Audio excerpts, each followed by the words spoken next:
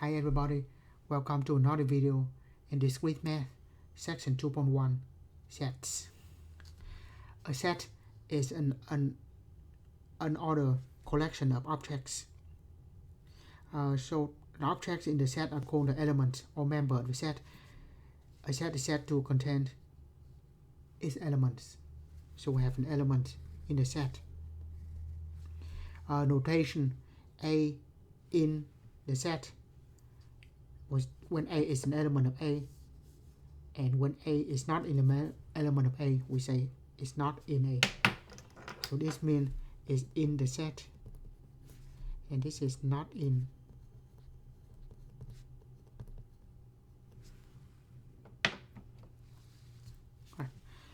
And here is a few things about the set when we describe it. Order in the set are not important. So A, B, C, D, or D, C, A, B, it doesn't matter. As long as the two sets have the same element, order does not really matter. And if we list more than one, it also doesn't matter. They still be the same. And sometimes if the listing are too long, we can just use the ... which means if the pattern is understood. So we can, for this we say A, B, C all the way to Z. So we use ... here, which is perfectly fine. Some important sets. This was just review of Cauchy algebra, so we're not going to go over why in many of them. So the natural numbers, a natural number doesn't have the zero, so we start from 1, 2, 3, and so on. The integers will have the zero, the positive, and the negative. If we only say z subscript plus, we say the positive integers, and that's what we have. And R is the set of real numbers. Again, set of positive real numbers are R plus. Set of complex numbers, C and Q. So we just use that. So if we write that on the paper, we cannot actually type that in. We just use the boldface N and the boldface Z, or R, C, and Q. All right. We characterize all elements in the set by stating the properties that they must have to be the members. So that's called the set builder notation. So here's some example of set builder notation. So we say S is the set of all the positive integers less than 100. So we say the set of all the X, the vertical bar, such that X is a positive integers less than 100. So we just describe it on the set builder notation.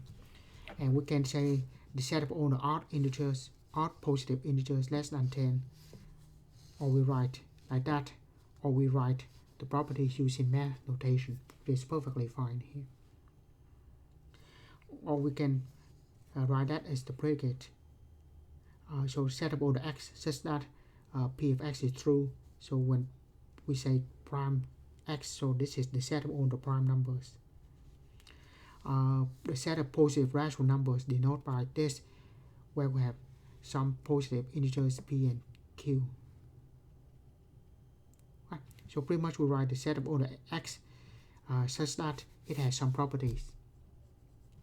Also, if we talk about the set real numbers, we can write that as an interval between A and B. So pretty much when there's equal sign, there's a bracket. There's no equal sign, there's parentheses. So that's just some basic about sets. Now there's more definition of sets. We have two sets, the universal set and then an empty set. The universal set, we use the U, which contain everything under consideration. So the set of everything is U. Of course, the way we define everything depends on the problem. An empty set is using this symbol or that symbol. I prefer to use an empty set, this one. Right. Here's some interesting example. Here's the paradox. It said that the set S is the set of all sets are not member of themselves. Here is an example. Henry is a barber. He sells all people who do not sell themselves. A paradox result trying to answer the question, does Henry sell himself? Alright, so if he only sells himself, then according to this, he said he self the people who do not self himself. If he self himself, he does not belong to this set. That he self, right? So if he does not self the people, does not self himself, that means he does not self himself. If this does not self himself, he cannot belong to this set. So that is kind of paradox that keep go contradict each other and then just go on to indefinitely. Right. So we have the universal set of everything, empty set of doesn't have any members. And then the definition, we say two sets are equal if and only if they have same element. So order doesn't matter. So we say A and B are equal if for every x in A, if and only if x in B. So that's obvious. And we just denote A equal to B like that. Right. So that is equal. Now we define subset. The set A is a subset of B if and only if every element of A is also element of B. So we use this symbol as a subset. Notice that it is like the equal sign here, and it is. So A is a subset of B whole if and only if X in A, then is X in B. So here's something obvious. Because there's no element in the empty set, we say that the empty set is always belong to any other set. And the set is always the subset of itself. So that's why you have the equal sign here. So it could be equal, but of course subset. Just like when we say 0 is less than or equal to 0. That's perfectly true because it has the equal sign. Right. So that is the symbol for the subset. That means belong to A, then it also belong to B.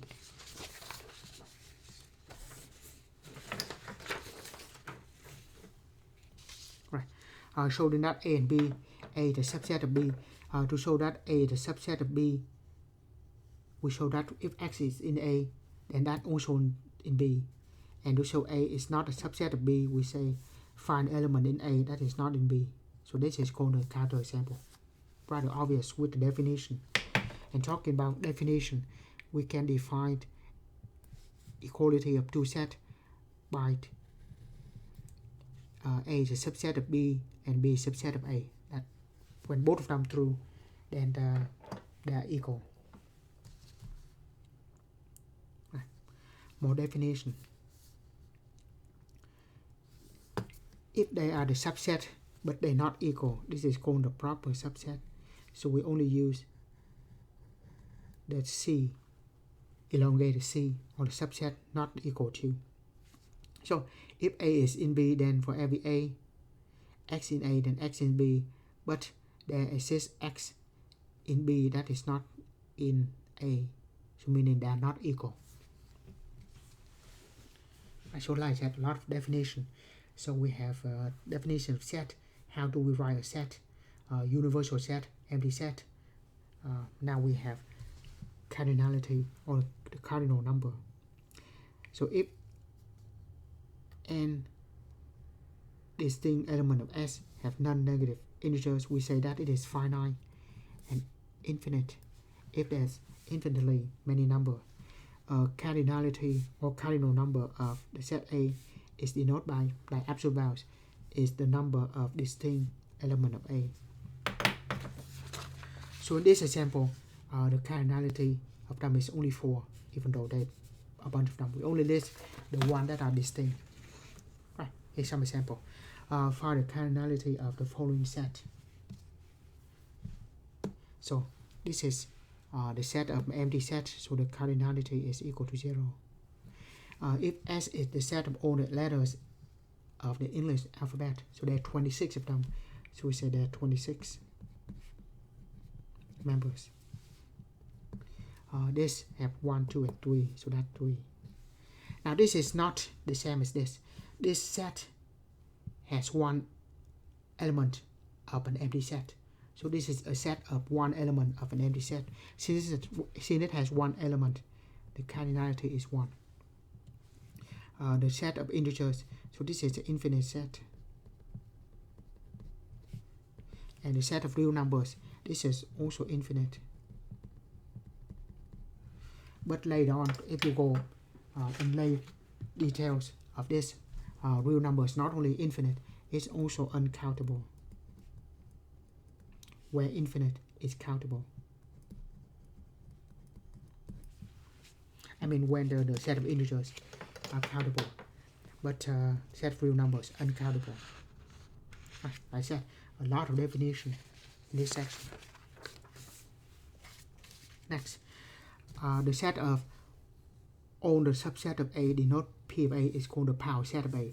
So the power set of A is the set of all the subset of A. If a set has n element, then the cardinality of the power set is 2 to the n power. Right, so that's 2 to the n power. So we see that in the next example.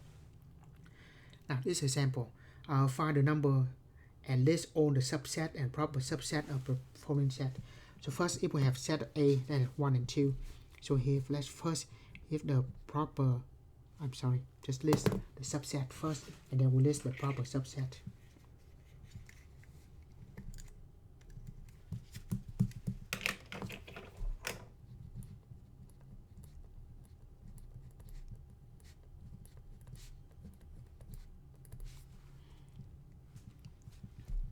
So first, by definition, an empty set is a subset of A.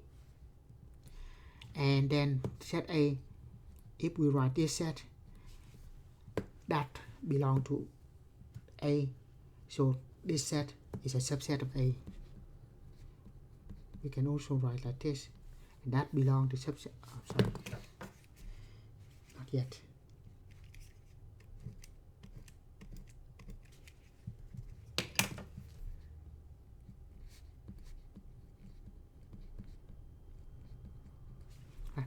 So the empty set is subset of A by definition. 1 belong to this set, so the subset of 1, the subset containing 1 is a subset of A. Same thing for 2, and by definition, a set is a subset of itself. So that's true. Now the proper subset. By the way, if we want to write, we can say it. The set on this set is called the power set of A. Right, next, the proper subset of A.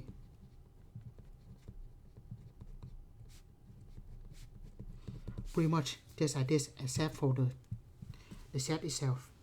So we just have empty set 1 and 2.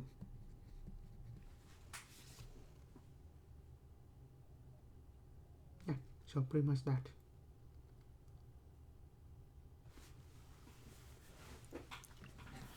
Next, we have the set of J, Q, and K, Jack, Queen, King, like in the chord. So let's list the subset of A. The set of all the subset of A is called the power set of A. Right, now let's list them. First of all, the empty set. Next, we're going to list the set of 1 member, Jack, Queen, and King. Next, we list the set of 2 members. The first 2, first and last, and the second and third. And then of course the set itself. So that all subset of A have no member, 1 member, 2 member, 3 member. And then the proper subset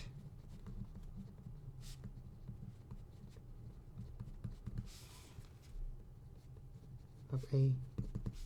We're just going to list everything except the last one.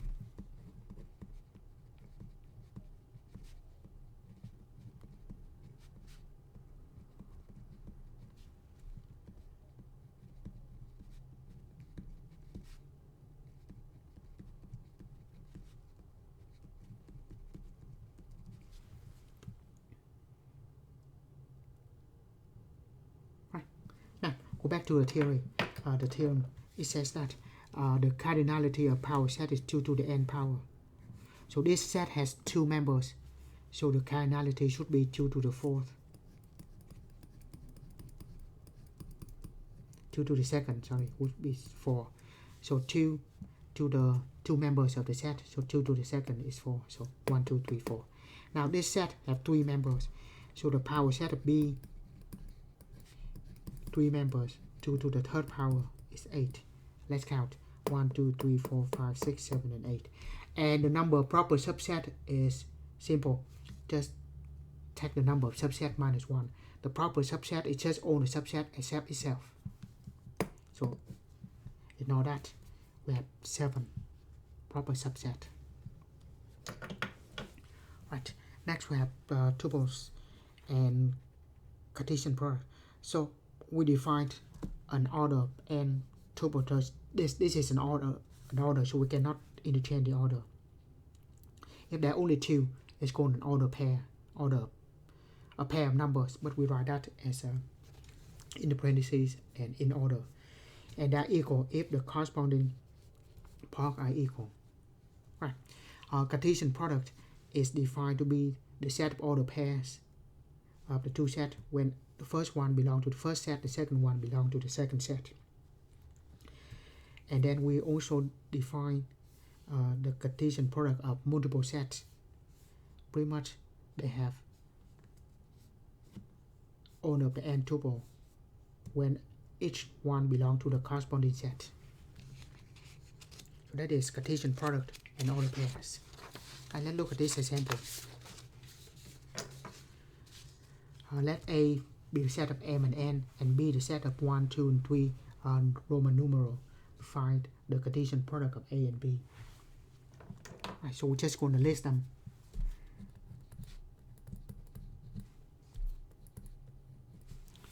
Now, we can take M and go with every one of the second. M1, M2, M3. And we're done with that. Now we go to N.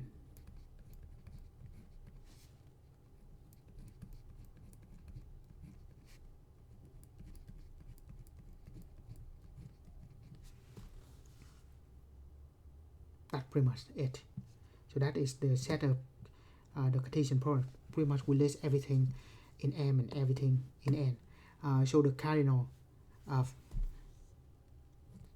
a Cartesian product is the cardinal of A times the cardinal of B. Right. So pretty much that. Next, find the Cartesian product A times B times C for this set. Now this is a little bit difficult when there are 3. So just like what we did earlier, for every one in the first one, we take every one in the second one. So let's go with A cross B cross C. I mean Cartesian product A, B, and C. Now, for the first set, we're going to keep the 0, and then we're going to alternate in the second one.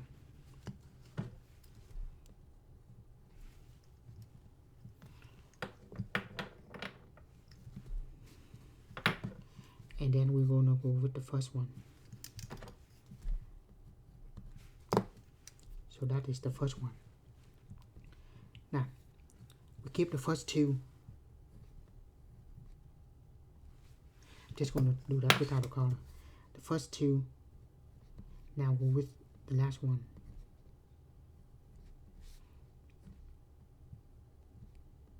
Now the first 2, and then the last one. One we're done, we just move to the next. Just think of that like the odometer. If the one on the right, when it rotates 1 complete revolution, then the next one will turn 1, like the odometer.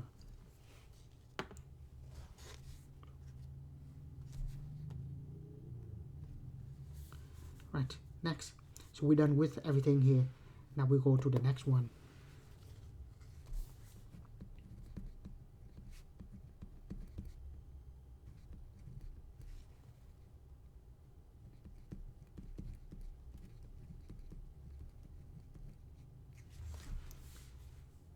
Right, so now we're done with everything on the second one. Now we turn the first one. And now and then 1 2 5 1 2 6, and then 1 3 4 1 3 5 and 1 3 6. Right, pretty much it's just like the meter. When you run the last one, turn one complete revolution, then it repeat again, and then the first one, the next one will turn, and then if it rotate one complete revolution, then the next one will turn, and then just keep doing that. So how many we have here? This have 2 and 3, 2 times 2 times 3, that will be 12, and we do have 12 here. Right, so with that we finish section 2.1. Thank you for watching, and see you in another video in this week, man.